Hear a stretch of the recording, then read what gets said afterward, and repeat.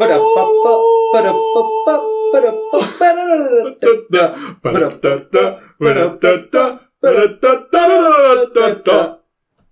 had to really resist the urge to do the, like, robot chicken, like the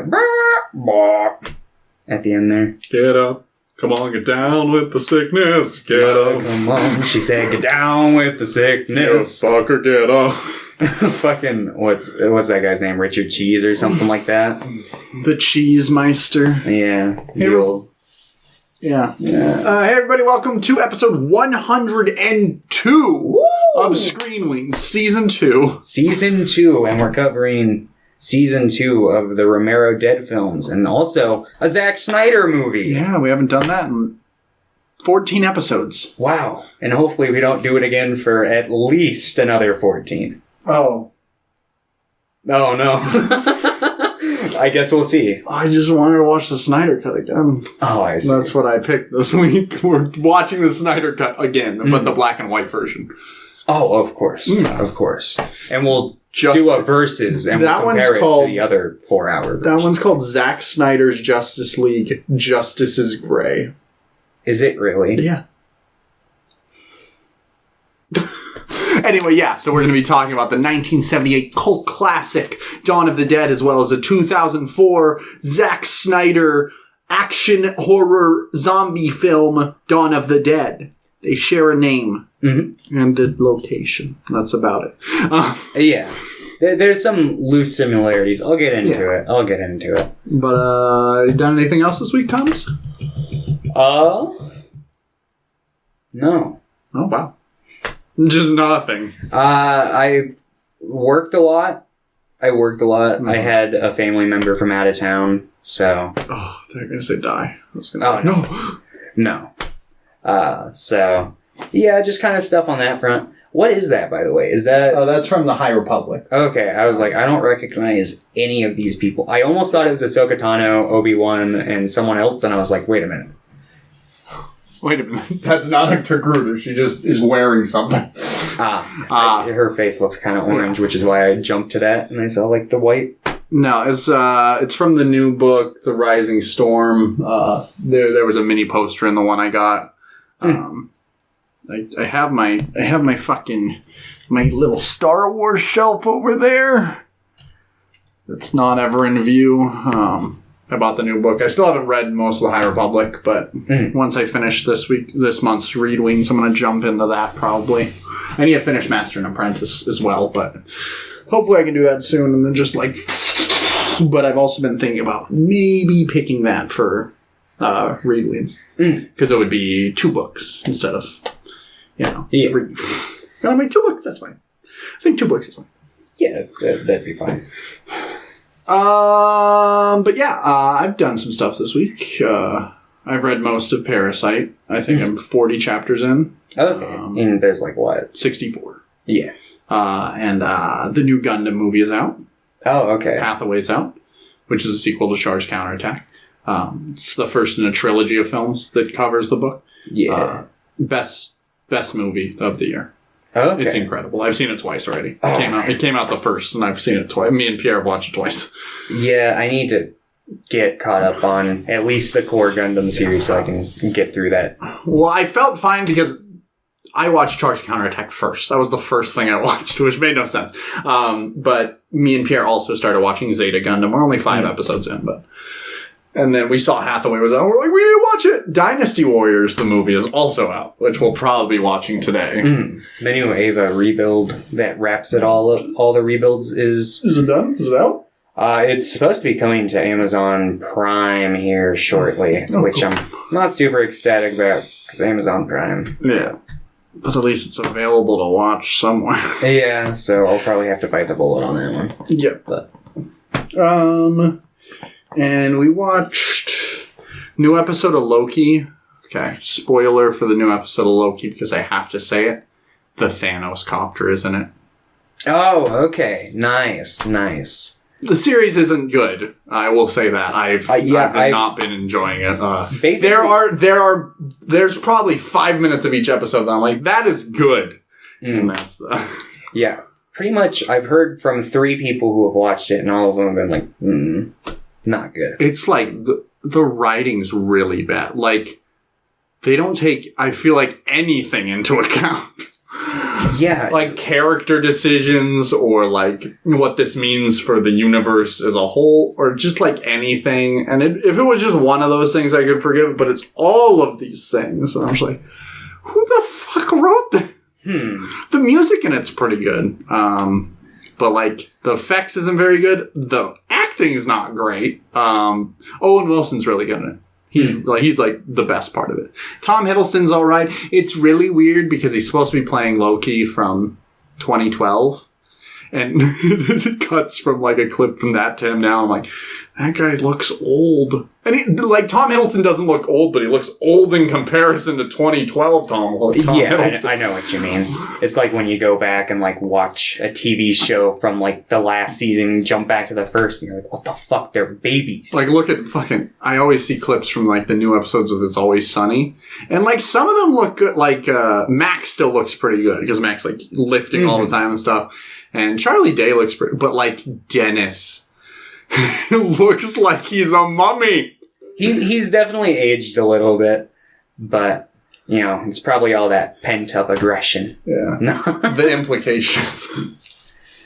I need to watch the newer seasons. I haven't seen the last like 3 or 4 seasons. Yeah, probably. the last one I saw was like the one where like they introduced Dennis's like family, and that's as vague as I'll get with it. But yeah, so it's been a couple seasons. But yeah. The last new episode I watched was, I think with you, we were at one of your friends' houses and they randomly put on one of the newer episodes of It's Always Sunny. We played Skull and then they put on that. I don't remember whose house this was. I think it was probably Manny's house. It was, yeah. And that was like 3 years ago. Yeah, that was a while ago. Yeah. That was the last time I watched a new episode, I'm pretty sure. No, I think I watched one like a couple months ago, but randomly. Yeah. And let's see, did I watch anything else this week? Let's see, let's look at the old letterbox. Did I say I watched Night at the Museum? No, we watched that last night. That movie's rough. Not very good at all. Yeah, no, I didn't watch that movie when I was a kid. I remember. I like The Gay Little Cowboy and The Gay Little Gladiator. Steve Coogan and Owen Wilson. They're legitimately like pretty funny. Like their scenes I like. Everything else is pretty bad. And a lot of it's just like racist or really creepy. Like Robin Williams is like, the story of his character is like he's been spying on Sacagawea for like 54 years. Oh. And I'm like, Sacagawea was 16 when she was with Lewis and Clark. And I know this actress isn't 16, but she still's very young, and Robin Williams is still like 60 years or like 50 years old in this movie. Yeah. I'm just like, this is really, really weird. Yeah, no, I can see that movie aging pretty poorly. And quite honestly, I didn't think it aged greatly the day it came out. Yeah. But I remember liking parts of it when I first saw it, because I saw it in theaters, I think, when I was 9. But it didn't take a lot to impress me when I was 9. I was like, yo, that dinosaur bone move? The fuck? Yeah, I remember not liking it when I was younger. I remember every kid going around quoting the, "Hey, dum-dum, give me gum-gum," or whatever the fuck it is. Yeah, no, that's exactly it. Are you the guy? What? Hey, dum-dum, you give me gum-gum? Yeah. You better run from Attila the Hun. Attila the Hun's in there. In a children's movie? Yeah. How wholesome. Yeah. Hopefully he didn't get up to any of his typical shtick. He tries to rip the limbs off of Ben Stiller's character. I'd say that's fine. And also Dick Van Dyke's character. That's also fine. But yeah. And then I watched Tourist Trap. Oh, yeah. Which is by David Schmoller, who did Puppet Master. And I'd heard good things about Tourist Trap, but yeah, so I had also heard good things about the first Puppet Master movie, at least. And I hate, like, there are Puppet Master movies I like. I hate the first two so much. Yeah, they're pretty boring. Yeah, like, so boring. Yeah. Like, 3 and 4 and 5 are at least not boring. But, yeah. Tourist Trap was awesome. I really enjoyed Tourist Trap. Yeah, I've seen, like, clips and stuff from it, and it seems like the whole movie has, like, the chaotic energy of, like, the laughing scene from Evil Dead 2. Yeah. So. Yeah. There's a scene like that. That's like the opening kill is, like, the laughing scene, too. Yeah. That movie was fun. So... Because of it, though, I'm probably going to jump back on the Full Moon bandwagon because every time I watch a good one, I'm like, well, now I gotta watch more. Yeah, I was looking at my Full Moon Empire list, and there was some guy who, like, commented on it a year ago. I didn't see it at the time, but he's like, yeah, you should watch these movies. And of course, they were movies I already knew about, but I'm like, yeah, I do need to watch those movies. I bet it's somebody that I know. Maybe. They recommended Subspecies and Trancers. I feel like I'm going to check real quick. Yeah. You only have 2 lists. Public. I've got plenty of lists that are private. Okay, I don't know if I know this guy. He follows me, apparently. Well, if you listen to the podcast, I will check those movies out. Sorry it took me a year to respond and not directly to your comment. But yeah, and then... we also watched Teen Titans Go versus Teen Titans. I heard not good things. Yeah, it's real fucking bad. Like, Teen Titans Go, the movie's not great, but there's... I remember you watched that in the theater. I did. I went and watched, like, the second half of it and just vaped the entire Yeah, I remember time. that, because I walked in, there's just a big vape cloud. Because I was like, I want a movie that I can go vape and there was nobody in there. And I thought it was hilarious. I think that Teen Titans Go... isn't always funny, but it has the ability. I agree. And, like, I didn't like the whole of Teen Titans Go, but there were some parts that I enjoyed. Oh, yeah. Teen Titans Go versus Teen Titans is fucking atrocious. There's one joke that I think was funny. And that's it. The rest was just real bad. And then I think that is all I watched. Mostly been working and reading. And, me and Hinata have been playing It Takes Two, which is a video game by... I can't remember the studio, but they did, like, the director of the video game did, like, Brothers, A Tale of Two Sons, and then they did A Way Out, which I'm a huge fan of A Way Out. Yeah, I've played that one. Like, I that was one of the first games I played, like, when I first moved up here, and I played it with my brother, so it was, like, a big... I remember, like, sobbing at the end of the game, just because... Oh, yeah. It is a well-written game, in my opinion, and I think It Takes Two, which is about, like... Yeah, have you seen the trailers for that one? Oh, it's about these 2, like, parents that are fighting and getting a divorce, and then they magically, like, turn into dolls, and they have to, like, traverse their own home and stuff, but they're in, like, a magical world. Okay. Same thing. It's really, really good. I probably think I liked A Way Out a little more, but maybe that's just because I had a more, like, visceral, emotional response to it, because it's a lot sadder. But I really, really enjoyed that game as well. And I played that through with Hinata. And it was fun playing a game with somebody who's, like, really bad at video games. You should play games with me sometime. Then you'll really know. Oh, yeah. Because I'm fucking awful. And then I've been playing Knockout City, which you just saw, which that dodgeball game I was playing. That game's really good. Like, I really enjoy that game. There's randomly just, like, a multiplayer game that I'll get really, really into for, like, a month, and Knockout City is that current one. Before that, it was, like, Road Company. Before that, it was Apex. Before that, it was Onrush. I'll just, like, be like, this is the best experience I've had with a video game in a while, and I'll play it for a while, and then I'll just be like, okay, I'm done. I'll get that, like, every half a year with, like, a game, and then I'll be like, alright. Yeah, that's fair. And I kind of like that now, because before, growing up, I would just be obsessed with video games. I'd play them all day. I really enjoy that now I can just, like, be hyper-fixated on a video game, then be done with it, and be done with video games for a bit. I'm like, this is good. This is healthy for me, because I'm not just spending all my time on one thing. Yeah, because there are definitely some periods when I was, like, getting into gaming where I noticed I was getting into it. I'm like, oh, man, I did nothing today. I better just, like, fucking not game for a little bit. Speaking of healthiness...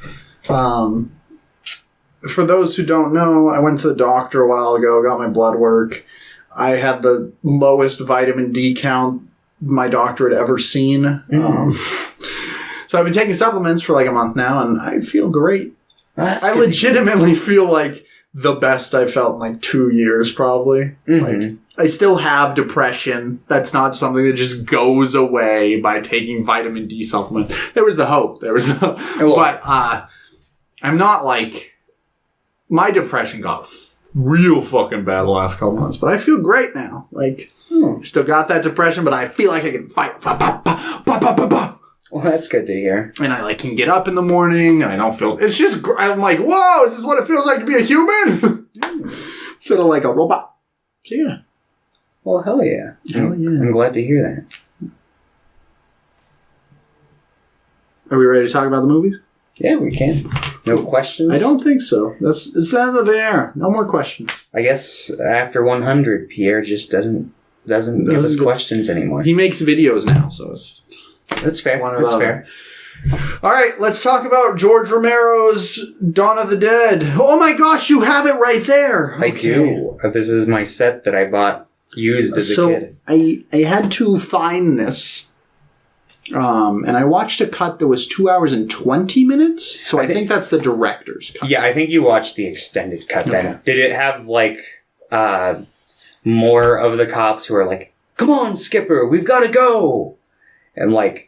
Do you know that scene where they're, like, fueling up at the police station and, like, Flyboy's character goes up and he's, like, reports the cop's death? Yeah. And it's, like, when they meet up with Peter and Roger. Yeah.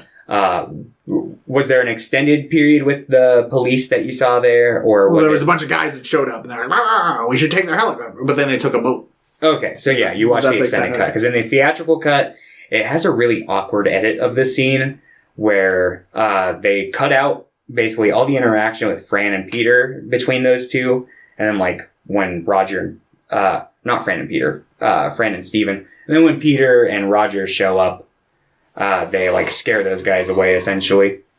But yeah. So you watched the extended cut, which I did not watch anytime recently. So, but it was only longer by like, I think 10 minutes or something. Yeah. I've seen this movie enough in my life. I'm fill in the gaps. But yeah, this is... You didn't like it? I liked it. I don't love it. I'll say that up front. This is like the exact reaction you had to Night of the Living Dead. Yeah, which is really depressing because I really like Day of the Dead. Mm-hmm. So I'm like, okay, I hope I have a reaction like this similar to Day of the Dead. Yeah. And then you warned me, you're like, I don't know if you like this because George Romero wasn't very good at writing women. I'm like, yeah, it'll be fine. I'm like, you're right. You're exactly right. I think Fran is a definite step up from Barbara, but it's not quite. I don't remember anything about Barbara, so that would make sense. Barbara, literally, her arc is, I got scared by my brother in the cemetery, and then I ran to this house, Ben shows up, and then I go catatonic for the rest of the movie until I run out the door.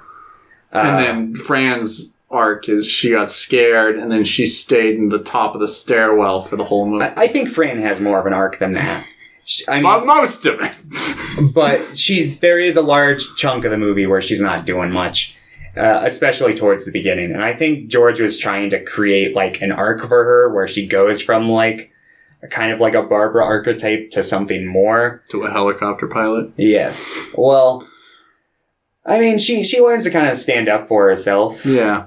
She's got like, I find her most interesting stuff to be her relationship with Steven. And even then, the stuff there is real. Steven, her boyfriend? Yes, kind of. Yeah. Basically, they have like an on and off relationship, and then she got pregnant by him like right before all this goes down. And basically, he's like, "Come on, we're going on a helicopter tonight," and she's like, "Okay, fuck it, the world's ending. I don't really know what else to do." And how far into the zombie apocalypse is this one? This is a couple weeks. A couple weeks. Yeah, it's not super far in. The rough timeline is like Night's obviously day one. This is a couple weeks in, and then like Day roughly takes anywhere from like half a year to a year, like some larger chunk of time that's not specified. And Land is part of this continuity. Right? Land is part of this continuity. And is that like how far in so it just like I think the estimate's like a couple years on that one. It's not because I think like Romero says like his plan is like the apocalypse lasted like max 5 to 15 years, somewhere in there, because they would eventually decompose away. Yeah. And yeah, he was actually working on another film that takes place in this continuity before he died, because he realized, he's like, I didn't really like, I don't want to go out on diary and survival. Yeah. Because those aren't in the right? Or those? Those are in their own, like, little continuity. So yeah. But he died. But his wife and one of the, like, people he was working on the film with before he died have been trying to finish the Night of film. the Living Dead 2? It's called Twilight of the Dead. I was reading an article about Night of the Living Dead 2, which is because it added a bunch of cast from Day of the Dead that was still alive. I know what you're talking about. So Night of the Living Dead... Am I pulling things out of my ass? Night of the Living Dead has a lot of remakes, unofficial sequels, things of that nature, because it is public domain. Yeah, we could make one. We could theoretically make... Surprisingly, there are no fast zombie remakes of Night of the Living Dead, but there's one for Dawn and Day. We could cash in on that market. It'd be stupid. It'd be like looking outside of a house and a bunch of people just fucking running around. But it'd be something. They're like, they're learning! No! And then it shows a zombie on a kite and they're like, no, they're learning! And he flies into the chimney. There we go. Nobody steal that! Zack Snyder, stop listening! Yeah, he's too busy making bank heist zombie movies now. Well, he's doing something about like a moon adventure next.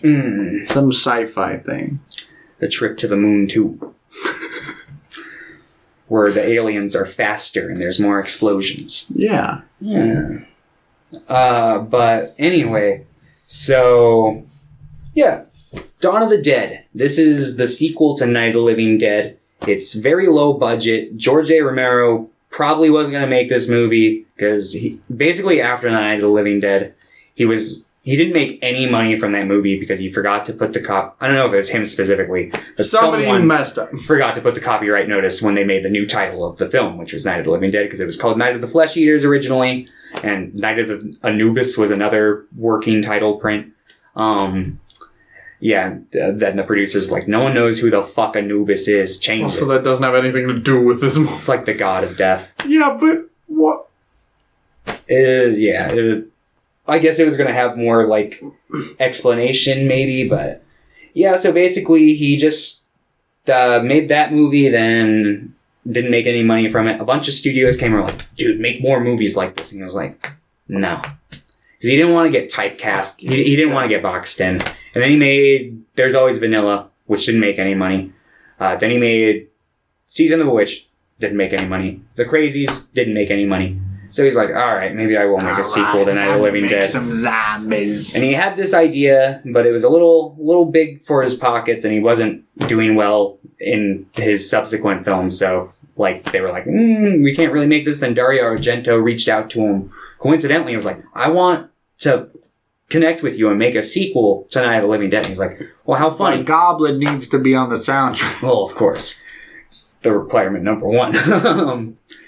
So, basically, Dario Argento flew him out to Italy and was like, yeah, you can write the script here. And basically, he would write portions of the script every day. Some people would come, take the material he had wrote, translate it, because Dario Argento doesn't speak very much English. And then Dario Argento would, like, take him and his wife out to dinner. And, like, they'd, like, kind of talk about it as well as they could. And Dario Argento basically just gave George Romero complete creative freedom and was like, yeah, we can get this done. And so, yeah, they made this independent little movie. They got permission to shoot at a mall during its closed hours at night. So they would shoot stuff and then they'd have to, like, clean it up really quick. So, like, this is one of the first movies that I actually got, like, really into the behind the scenes with the set. It comes with, like, a little documentary and a bunch of, like, supplementary material. This is the movie that really, like, sparked my passion for filmmaking. Because, like, a lot of it was on the fly. George Romero, he's not the kind of filmmaker who really, like, meticulously plans out his films. He's more of, like... Do it! Let's do it! Yeah, let's see what we can come up with. Fuck it, let's do it! Exactly. Tries to make it work in post. And it adds definitely, like, a rough nature to his film that can be rough for some. But I think... But it can also be charming. Yeah, it's like, charming and fun. Like, there's a lot of stuff I really like in this movie. Like, a lot of the kills were impromptu. Like, And I was like, okay, what if we pour a bunch of beans in this guy's stomach and we pull out those beans? No, those were intestines. They look like beans. They do look like What were those, like goat intestines? I want to say they were just cow intestines. They were just human. They just found some. And there's a story I was listening to on one of the supplementary materials where they were like, all right, anyone who puts these in their mouth and eats, like looks like they're eating them, they get a close-up shot. And this one kid, was like, yeah, I'll do it. And he did it. But when he was doing it, he made, such a, oh, God, face while doing it. They didn't use the shot. But yeah, they didn't taste good, apparently. I don't think that's good for you either. Well, no. This is very guerrilla filmmaking. Yeah. There's lots of... Back in the good old days of filmmaking, where there were no regulations. No, there were regulations. It's just that this film was very under the wire. Yeah. There's a shot early in the apartment complex where they, kick open a door and they shoot somebody's head. And that was... that was originally Fran's head, because the ending for this movie is different than what eventually it became. So they were planning to shoot the original ending where Fran's head was going to be chopped up in a helicopter blade. They decided not to do that and go for a little bit more of an optimistic ending with this one. So they just, painted it brown, and they, just actually, filled it with, dog food and shit and shot it with an actual shotgun. So that's what they did with it. So it's very low budget, very guerrilla. But yeah, the basic premise of this movie is that it's a couple weeks into the zombie apocalypse, and some people... Your camera's frozen. Oh, is it? Yeah. I thought, you were going to imply that it wasn't recording. No, it's recording. But we'll be right back. I'm going to fix Thomas's camera. Yeah. 'Cause we're the last of the living. Of the lemons. Every time I watch a zombie movie now, I think about that. Oh, God. It's sorry. Yeah. Oh, man. But I don't remember exactly where it was. But basically, movie's about 4 people flee to a mall during the zombie apocalypse, fortify it over the period of the film. A couple of them die. There's some bikers who come in at the very end. And Tom Savini's in there. Yeah, Tom Savini is one of the bikers. He plays Blades. He's the leader, right? Pretty much. Pretty much. I think it's implied that the guy wearing, the helmet might be, the actual guy in charge, but it's more he's, the figurehead. Yeah. Whereas Tom Savini's, the muscle and, the brains. I'm the enforcer. But... Is Tom Savini's Night of the Living Dead good? I keep hearing good things about that one. I like it. A common complaint you'll see with that one is basically they did the opposite with Barbara's character, where instead of being, too weak, now she's, a Ripley-esque character in that one. And a lot of people think it's kind of, too drastic. I think it's fine. It's a little corny and over the top, but I enjoy it. It's one of those remakes that I think is,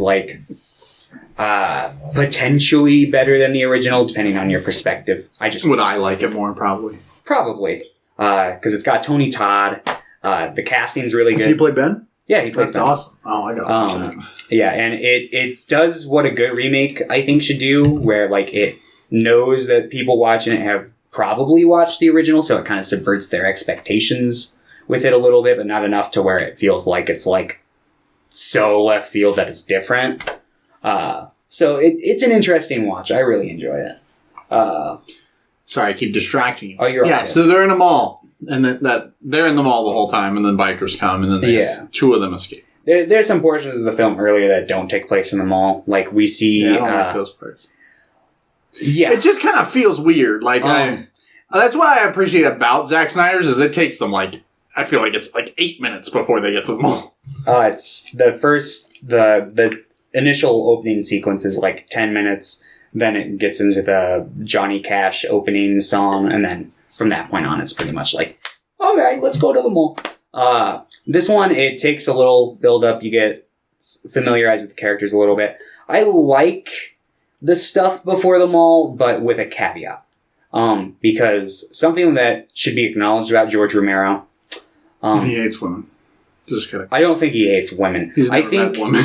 I think that he wants to put social commentary in his movies, but he's very bad at doing it. And it can lead to some pretty questionable things where it's like you can kind of see what he's trying to do, but it comes off in the wrong way sometimes. Well, it's like thinking about like the social commentary in Night of the Living Dead, because like it's not even what he intended at the beginning. Yeah. Because he was, like it wasn't supposed, it was just supposed to be like, it was supposed to be ironic. It's just like, oh, he dies then. But because it's like, because Ben is black, it takes on a whole new meaning. It was not intended, which I think is one of the best parts of the movie for me. Yeah.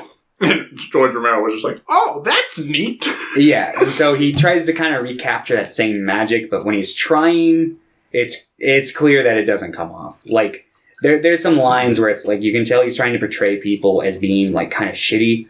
Like in the beginning, the media people are kind of shitty. And like George A. Romero's in there, and there's like a line he has where he's like, who's the camera operator? A black man? And it's like, all right. And then you get to the fucking apartment complex where it's the SWAT raid. We're going to have this guy just say a bunch of slurs. Yeah. And then the black guy's going to kill him. Yeah. Wooly. Yeah, he's over the top. Just a lot of these scenes I'm just like, what? And it's like, you can tell he's trying to make a statement, but it's just so poorly done that it's like, ugh. But look, the cops, they target minorities. But I'm like, yeah, but you still have one of your main characters. Two of your main characters are those guys. Yeah. Yeah. And then there's the character Martinez, who is a guy in like brown vase. I don't know if you noticed that, but that is a thing that happened in the movie. So it's like, But once you get out of that setting, the movie calms down a bit. Yeah, but then my other issue with that is he just completely drops those themes pretty much. Like, mostly he just like, he introduces it and it's like, that's it. And I'm like, why? Yeah. So it's just, this movie works more as surface level entertainment than it does a complex horror story that comments on society. No, I agree, which is why I just found the first bit before them all a little bit of a chore to get through, just because I'm like, this, especially thinking back on it, because I'm like, this is so like, besides introducing the characters, a lot of this is just like so out of left field and doesn't really correlate to some of the choices. I mean, there is stuff in there that I like. Like, I like the scene where they go down and it's like, I like the implication that it's like they want people to turn over the dead or to just like basically just execute the dead or decapitate them, but people are unwilling to do so. No, I also like that idea. Mm-hmm. No. And I like the priest scene where they go down and the priest comes in and is like, I gave them their last rites. You're stronger than us now, but they're going to be stronger than you guys soon. Like, I like that stuff. And the scene where like Peter goes down and he, starts executing him, and he's like crying. And then why would they do that? And he's like, because they still have respect for the dead. Yeah, and one of my favorite things about this movie is just how tonally it's just all over the place. It's so good. Because, like, you have that scene that's pretty emotional, and then a soldier comes out and he's like, you guys all right down here? Jesus Christ. And then he just fucking, like, immediately, without a beat, just leaves. Then there's, like, the scene where, like, fucking Steven tries to save Fran, and he does the ridiculous, like, body fucking slam. And it's just, like, I don't know what they were doing, but it looks like a Muppet, like, clash of action there, and I love it.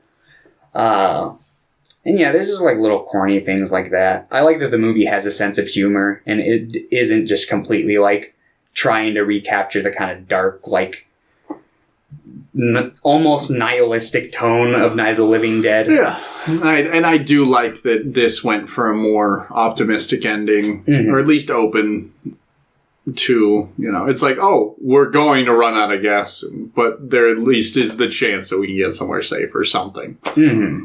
Yeah. But yeah, originally this film's ending was supposed to be much darker. they had a dog with them in the original script. That's why he's in the remake. Yeah, and the dog dies in the original script at the very end when all the zombies break into the little hallway. It goes down and is like barking at them and they kill it. And then, yeah, Peter shoots himself and Fran sticks her head in the helicopter blades. And it's like, yeah, that's kind of dark. How about we not? So instead they decide to give Peter some A-Team music while he fights some zombies and climbs his way back up. Get away from me. Yeah. I don't want to shoot myself anymore. Mm-hmm. And yeah, they fly off and it's kind of like a more upbeat version of the Things ending where it's like, oh yeah, you know, we're basically fucked, but let's go. Let's fucking go! So yeah, like, I like this movie, it's fun, I like how just, like, DIY a lot of it feels when watching it. I really like that kind of stuff. The zombie makeup for this is literally they just have blue paint on them for some of them. Okay. Is it milk? No, it was gray paint. But the film that they shot on was like, it's like chromuloid or something like that. And it's not used today because they found out while making this, it's extremely cheap and it decays almost like as soon as they're done filming it. So that's why the film looks like really like bright and like kind of like candy colored like that. Gotcha. Which I think the blue zombies add charm to it. Yeah, I really like the blue zombies of this movie. I get that a lot of it's just like, yeah, blue paint. Yeah. But it's like, it's fun. The zombies weren't really developed at this point. Maybe they are just blue. Yeah, like that they were just like, yeah, some light decaying signs of the skin make it look like no circulation's going on. Because I mean, like, zombies in like Night of the Living Dead were just like, yeah, let's like maybe paint some dark under circles in their eyes sometimes, make them look a little ghoulish. Maybe do some makeup for a couple of them. That's it. And then it's not until Day of the Dead when they get really into like Day of the Dead advanced has zombie great makeup. Zombie makeup though. Yeah, I think Day of the Dead. Day of the Dead in a lot of the ways, because like I think all three of these movies are kind of like on the same line for me. Because I think Day of the Dead, in a lot of the ways, is the strongest one, but I think it's got a lot of things that also hold it back compared to these ones. Like, it's too good. My biggest problem with Day of the Dead, I would say, isn't the fact that, like, it's low budget and that leads to, like, less zombie scenes. That's one of the big common complaints I'll see with it. But that's why I like it. I think because it's low budget, Romero opted in to do a lot of, like, dream sequence kind of scenes with it, and ultimately I don't really like those scenes. I find, yeah, I'm sure if you rewatch the movie you'd be like, oh yeah, they're doing a lot of like these like kind of fake dream sequence jump scare kind of things. Yeah, I remember that. I remember not hating it or anything, so I haven't watched it since you first. Yeah. Did you watch it with me or did you just recommend it? Did I borrow it from you? I gave you the DVD sets for I think Night Through Land, and I think Day was the only one you ever watched. Got him. But, I mean, Day's good. I was also living with my family at that time, so there wasn't a lot of time I could... I think it was here when I gave them to you. Fuck you. Well, now I've watched almost all of them, so don't worry. It just took a while. Yeah, you just gotta watch... Land. And then if you want to get really into it, you can watch Diary and Survival. What if Land's my favorite? Land, I think Land is fine. There are things I enjoy about it. I think it's just a little too much going on. That one, out of all of them, has the most characters. It's like Zack Snyder's Dawn of the Dead. It definitely takes some influence from it. Because did Romero like Zack Snyder's Dawn of the Dead? He said he liked it more than he expected he was going to. That was a fun little flick. He said he really, really enjoys the first 10 minutes and he thinks the rest of it's just kind of okay. Which, that's kind of a common consensus I come across. Which, I get. I think the first 10 minutes to the remake are fucking phenomenal. I think they're probably the best part of the film. Huh. Well, I guess we'll talk about it in a second. But... I think it's just a really solid opening. But anyway. Okay, was it just me or did Roger look like Ethan Hawke? I could kind of see it. Fun fact about Roger's actor that I found out He's a horrible person. No, okay. but he's related to one. Uh-oh. He was only in like 3 movies. Yeah, he's not in a whole lot of stuff. He was in this. Apparently he's in the remake. Yeah, he plays. There's like a scene where you see like a soldier general like on the TV. Oh, he's just like a random. Okay. Yeah, because I saw Tom Savini. Yeah, Ken Foree also has a cameo. That's the guy who plays. Ken Foree plays Peter. Peter. Yeah. Yeah. He gives the same speech online or on the TV. Yeah. Okay. Yeah. Okay, that's what I thought. Mm-hmm. Fucking, what's it called? His actor, Scott, like, Ranginger or something like that. Related to Ronald Reagan. No, one of his ancestors was named Harlan. Something Harlan. He was the Prince of Gore, which... So basically, this guy in, like, the early 1800s... he basically like left America and worked his way eastward, and at some point when he was like in India, he was reading about Afghanistan. He's like, I bet I could go there and become king. So he goes over there, teams up with like an old like basically like an ex-king, and gets him a band of mercenaries and like starts like an uprising, and through doing so, he became the Prince of Gore. It was a title bestowed upon him, and all of his relatives. But basically, like, the actor for Roger didn't really know about it. Like, he had heard whispers of it growing up, but didn't know the full extent. And then, like, some dude wrote a book about, like, the whole thing a couple years ago and reached out to him and was like, yeah, you're related to this guy. He's like, oh. I don't want that title. So, yeah. So, a fun fact, he's related to an extremely horrible person. Probably. I don't know. I don't really agree with going over to the Middle East and with the sole purpose of, I think I can become king over there. I'm going to conquer these people. Yeah. Okay. It's an interesting factoid. I was not... expecting that one. It completely caught me off guard too, because I was like, wait, what? Because I was just looking at his Wikipedia page and I saw that he was like the Prince of Gore, and I'm like, what the fuck is this? So yeah, I just did some reading up on it and I was like, oh, it's strange. So yeah. Anyway, he worked at a restaurant when George A. Romero found him and was like, hey, you want to be in this movie? And he's like, yeah, sure. Did he just go back to working in a restaurant afterwards? He's in Night Riders, too, I think. Yeah, he's in Night Riders. Have you seen that one? I haven't seen that one. That seems like my jam. It seems like it'd be a good one. It's a movie where they joust with motorcycles. Yeah, that's exactly. We should watch that and A Knight's Tale. It's a double feature. There we go. It'd be a good double feature. Ooh, maybe I should change my pick this week. I'm always down to watch more George A. Romero. Not everything of his I watch is going to be good. In fact, most of it probably won't. I watched Season of the Witch not too long ago, and I didn't really care much for that one. Is it because women are in it? No, I think it's because George A. Romero wrote a film about women and didn't really... He's like, I can do this. And he's like, oh, God. What do they talk about?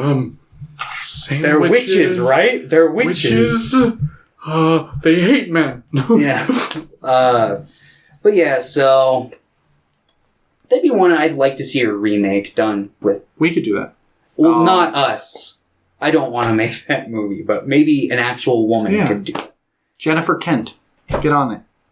She did the Babadook. Yeah, she'd probably be a good choice for it. Andrea Arnold. I'm sure Make it extremely sad. Yeah.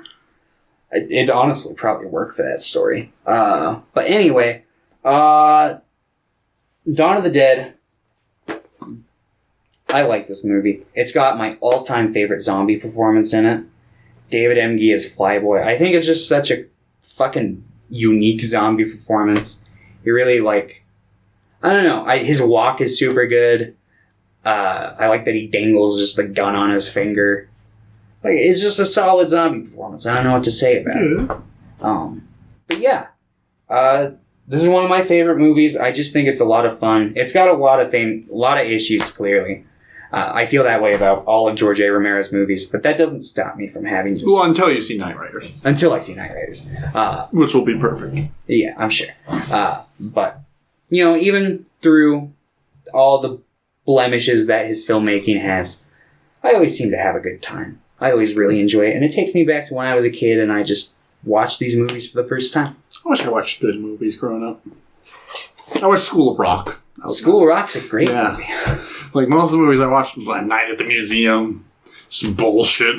No, I watched a lot of bad movies growing up. Master. I watched a lot of good movies growing up. It's just part of growing up in the horror scene. Yeah.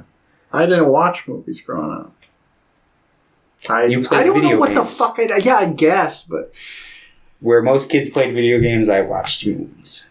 I enjoyed this movie. I do have issues with it. I don't like half of the main cast. I didn't really get anything from Steven, really. I liked Peter as a character, and I liked some of the scenes with Roger, but more like the latter half of Roger's scenes. I really liked when he was slowly like dying. Yeah. And some of Steven's scenes with Fran are good, but like Steven's just kind of a dickhead early on. And I'm like, this is the worst. Yeah, Steven's a fuck up. That's like his whole character. He's not very good at anything. He's more focused on being part of the camaraderie with the guys than he is actually trying to fucking like make sure his wife's alright. Or not his wife, but this woman that he supposedly cares very deeply about. He's like, I'm gonna go hang out with the boys. Yeah. And they're like, you can't, no women allowed, no girls allowed. Yeah. And I like some of her character, but I just feel like the movie or George A. Romero or someone just kind of forgets about her for long periods of time. They're just like, we don't know what to do with her. Just wait for a minute. I also think that part of that might be the extended cut. I don't think that's as relevant in the cut that I watched. I feel like she still gets less screen. I'd say she probably gets on par with Roger in the theatrical cut in terms of screen time. But yeah, I get it. She definitely has a lot less to do throughout the movie. And like I said, this is like the middle stone or the stepping stone. She walked so that the main character of Day of the Dead could sprint. But in general, I still enjoyed it. Not like yeah. No Day of the Dead. I figured, based off your reaction of Night, that your reaction to Dawn would be somewhat similar. I think I like Night a little bit more. That's fair. Some days I feel the same. Yeah. You would give this one an 8. Realistically, I would give this a 6. But I love this movie so much, I give it a 7. Why don't you just rate things based on how much you enjoy? Because I like rating movies off of what I think how much that they are. Do you think they have? Like I like balancing them, like thinking like, oh, this movie's well written or well shot or well produced, and this movie, I don't think is any of those things really. But I think it is well something. Okay, so a 7. A 7. Okay. Oh, you would give this like a 5 or a 6. 8. No. The 6. I was like, what? What? I had to up it because you were so mean to it. Oh, I see. No, I give it a 6. Let's talk about Zack Snyder's Dawn of the Dead. I'm going to start it. I'm going to say it. I like the Zack Snyder movie. Yeah, no, this is... I don't think it's great. This is one of the Zack Snyder movies I actually enjoy quite a bit. I also don't think it's, like, phenomenal. I think it knows what it wants to be.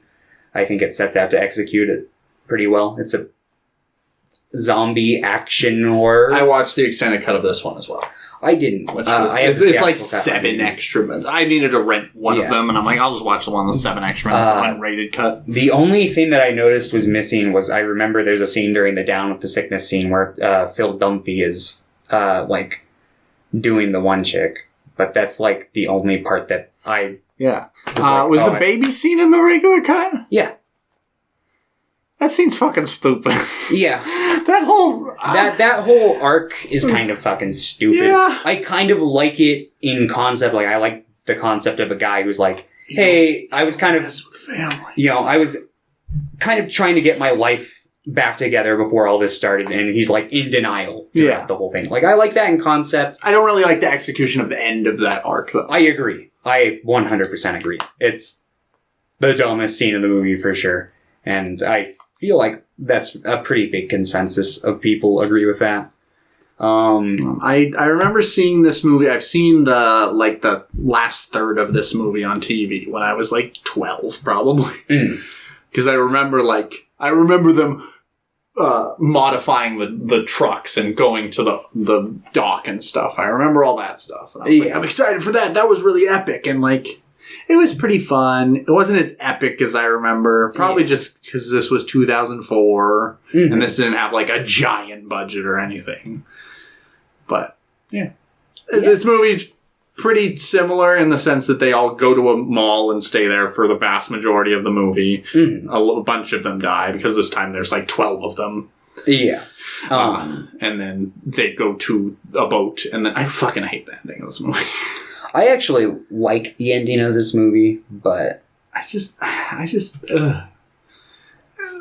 like the idea of them thinking like, yeah, we could just go somewhere else and it'll be fine, and then they get there and it's just fuck there. I think I just don't like the way it's shot, like as it's in the credits. I'm like, I would have just preferred if it was like kind of like it starts the credits and then it cuts to a scene instead of like interspersed in the credits. And then I don't like that it shows the zombies all. I would have preferred if they were going to go with this route of like, oh, they're doomed. I think I would have just preferred if they had been like, you heard the zombies growl and then they just said like, because I think they were like, oh fuck or something. They just said that and then it cuts. I think it went on a little too long. I'm like,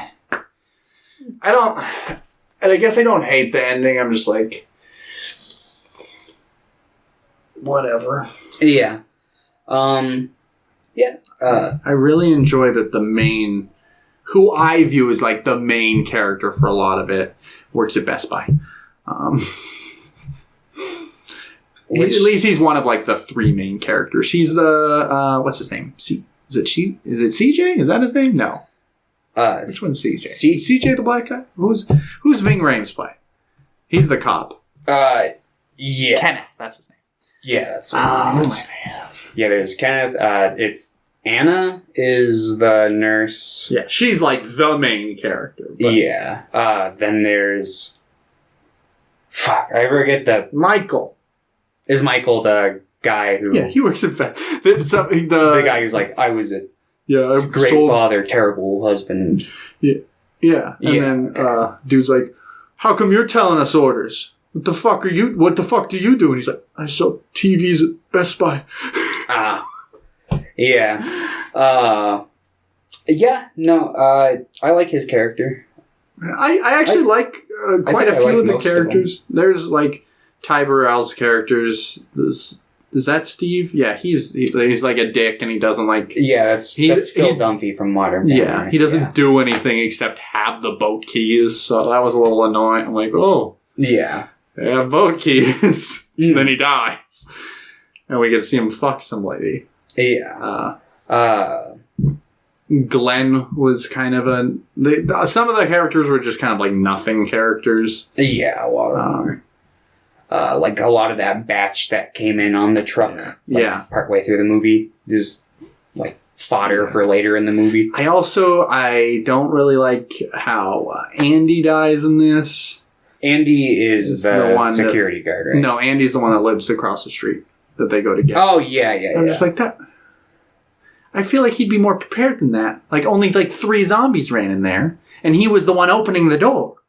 Yeah, I think it's meant to imply that they just overpowered him with the door, and he just didn't have a gun or something prepared. I'm just like, he's in a gun shop, and he's opening... Is he that stupid? I guess we also could take into account the fact that he didn't really know he had to be, like, extra careful with the bites. It's okay if they attack me.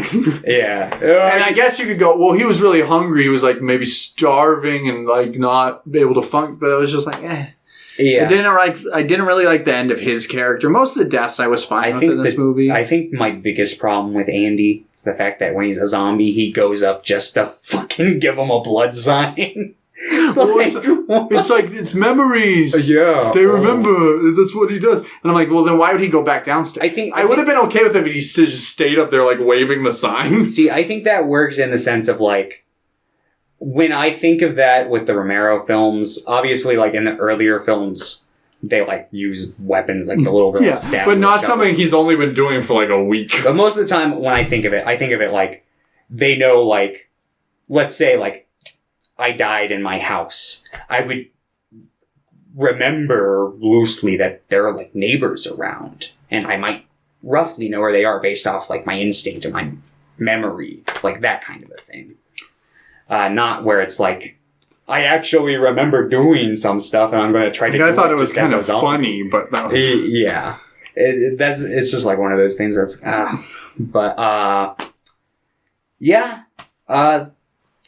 like...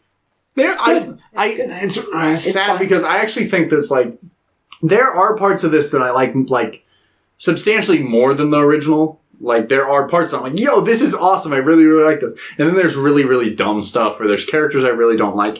I don't really like any of the like security guard guys that they encounter. I think Terry's okay. But like the one that's just an asshole, like the leader of those three. He gets, like, a redemption, but not really. He's still, like, a dick.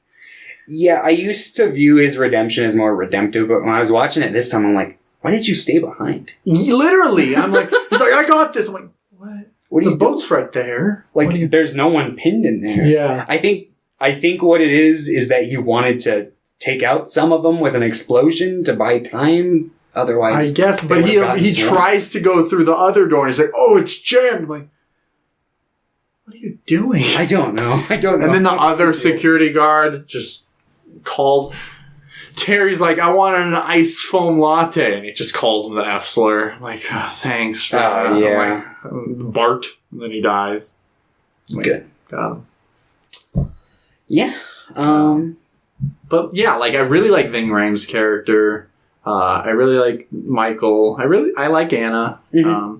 Some of it, I don't feel like the characters feel enough emotion sometimes. Like, Anna just watched her husband and her daughter die, and she seems fine. Yeah, they have, like, one scene where she goes off and kind of cries in private for a second, but then it's like, hey, what are you doing in there? And I was like, And then later on, she, like, talks about how she's like, oh, it must be the bite, when the lady that they brought in, who looked like she was already a zombie, became a zombie. She's like, oh, it must be the bite. And like, how do you know? Because she's like, she like talks about it.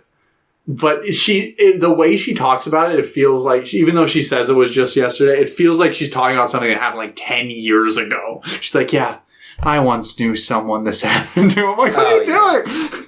This just happened. You can say it was your husband. Right. I guess too soon. I guess, but yeah, they're like, I really like parts of this movie, and then other parts I'm just like rolling my eyes at. I actually really, really found the fucking Down with the Sickness, first. I thought that was a hilarious montage. Yeah, there are little things like that I like that. Like I like that. I like the scene where they shoot celebrities. Like, I think that's a fun little scene. And I like all the fun stuff in this movie. I think it matches the funness of the original pretty well. Mm-hmm. And that's the scenes in the original where they're just like living in the mall and they're kind of like living it up and like enjoying themselves. Mm-hmm. I really like how Fran at the end is just like, what the fuck are we doing here? Like, that's the part I really, really like in that movie. And they emulate the fun part of that pretty well in this one, I think. I like just seeing people like goof around in an abandoned mall. Yeah. It definitely has a bit of that, what's the term that I'm looking for? Like, it fulfills that fantasy kind of when you're watching these movies. Well, it's like, and, you know, I grew up playing Dead Rising. Like, while you were watching these actual films, I was watching a game that is heavily inspired by Dawn of the Dead specifically, because you're stuck in a mall. Mm-hmm. And I love Dead Rising, and that's all I did. Yeah. So seeing these films and seeing them do that, I'm like, yo! Mm-hmm. Yeah, I liked that game too, but when I was a kid, I carried it over in my Xbox, and I got a deep scratch in it, and I still haven't played it since. I need to. You should. Dead Rising 1 and 2 are legitimately good. Yeah, I haven't played 3 and 4. I've heard not so great things about them, but... Yeah. I had a physical copy for my PS4 that I also bought like a couple years back, and I played it for like a couple hours, and it had like a corrupt save file issue that I couldn't resolve on it, so I bought it on Steam. So one day I will play it on Steam, and hopefully Fate will allow me to finally play the game. I played through Dead Rising 2 again like 3 or 4 years ago with my buddy. That was great. I really like. I wish the first game was co-op. That's like just because the co-opness of it is so much fun.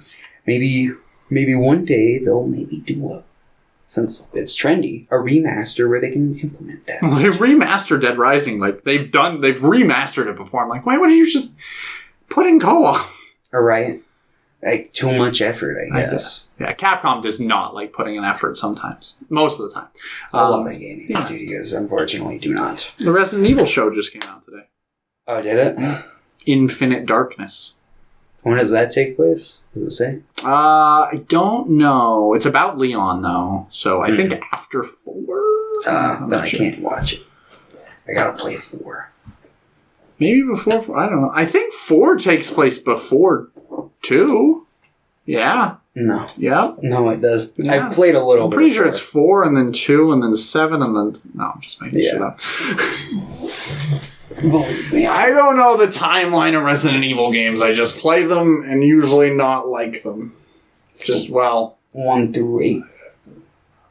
And then there's Revelations. Revelations, I believe, takes place various points throughout the timeline. During the Revelations. I think it's canonically like between 5 and 6. And then Code Veronica takes place like somewhere around between 4 and 3. Around that area. But anyway, Zack Snyder's Dawn of the Dead. Yeah. So, cameos from 3 of the original cast. We got Ken Foree, the Prince of Gore. Yeah, I didn't see his cameo, but I saw Tom Savini. Yeah, and then Tom Savini. Yeah. He's got the most obvious one. He's the one. Because he looks exactly the same. He has the same haircut. Tom Savini has looked the same his entire life. Is he still kicking? Still kicking around? Yeah, he's still alive. I personally think he's the one who should direct the George A. Romero film if they get someone to... Because they're looking for a director for it. And it's like... Yeah. He knew George A. Romero pretty well. And he did the... I think so. And then I think Greg Nicotero got in on the action too.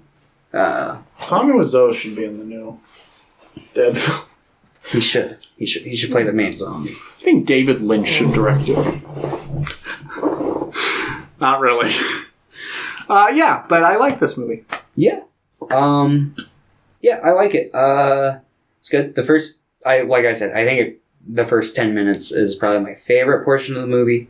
It's my favorite sequence because I just think it's really well built up. You get like the scenes early on, you know something's up, and it just, I don't know, I think it's a nice, decent, gradual build. And the sequence when shit actually hits the fan when they wake up the next morning and go outside, I like that sequence. It's a little corny, like she drives next to a gas station that blows up, and it's like, chill out, Michael Bay, but it's fun. There are some parts of the opening sequence that like made me roll my eyes, like as soon as she walks out of the hospital, there's the ambulance driver who's like laying down in his ambulance. Like, that's stupid. I'm like, she's like, are you okay? He's like, oh. Yeah, he gets up for a minute. He's like, oh, time to get back at it. And it's just like, oh, okay. Kind of reminds me of like the intro to Shaun of the Dead when he comes out. He's like, oh, that's a fucking movie. Nah, that's Pegg. The best. He should do it. He should direct it. Honestly, Simon Pegg and Edgar Wright have a cameo in Land of the Dead. Which is the one with Roderick from Diary of a Wimpy Kid? That's Survival. Is that why that one's good? It's not good. It's commonly regarded as the worst one. I watched it once when I was like 13 when it first came out. And it was awesome. I didn't like it very much back then. I think I might maybe like it a little more now, maybe. I don't know. I'd just have to watch it. which I will do at some point when I find the will to watch Diary and Survival of the Dead again. We should watch Diary of the Dead and Diary of a Wimpy Kid. The two movies. Yeah, the two. George A. Romero should... Okay, anyway, you would give this movie a 6. Yeah. Huh. You would also give it a 6. I would. Wow. Fantastic. Let's figure out if it's a bag episode. Oh, it is. Oh, guys. It's a 4. There's just a bunch of garbage on my table. I keep meaning to clean it up. Oh, fuck. Man. Well, that was so sudden. I wasn't even expecting it. Yeah, well, I just threw it because I'm like, that's not going to be it. It never is. Yeah. Until now. Okay. Want to grab one? Yeah. Oh, no. No, please tell me it's not what I think it is. Oh, no. What? What's that? We already watched this. What is it? To Boldly Flee. Did you put that in there, or did I put that in there? You must have put it back in there. No, because I picked that. I just picked that for, because that was our New Year's pick. So I forgot I put it in there. Gotta rewatch it! No. No, no, no. No. Okay. Family Guy. It's Family. Oh, no. The first 10 episodes of Family Guy season 18. Do you want... I think season 19's out. Do you want to just do that one? Or do you want to do the first 13 episodes of whatever the newest season is that has... 13. Or was it 10? 10. You want to do the full season? Oh, no. Not if we have to watch something else along with it. Yeah, season 19 is done. I remember because I watched the season finale of that. If you want to toss out the other pick for this week, I'd be willing to watch a full season, I guess. But it's entirely up to you. So this movie is extremely racist. So it's up to you. I mean, so is Family Guy in most cases. We'll put this back. Okay. We'll watch all of season 19 of Family Guy. And I think this will get the bag back up to us. Even. Yeah, we'll do that. So okay, season guys. 19 of Family Guy next week. Oh no! I'm just gonna say it. I just watched episode 20, like, 2 months ago. I'm probably not gonna rewatch episode 20. There's a 9/11 joke in it. I remember that. Let's call Joe and Pierre over and let's watch some Family Guy. Get it out of the way. All right, bye, everybody.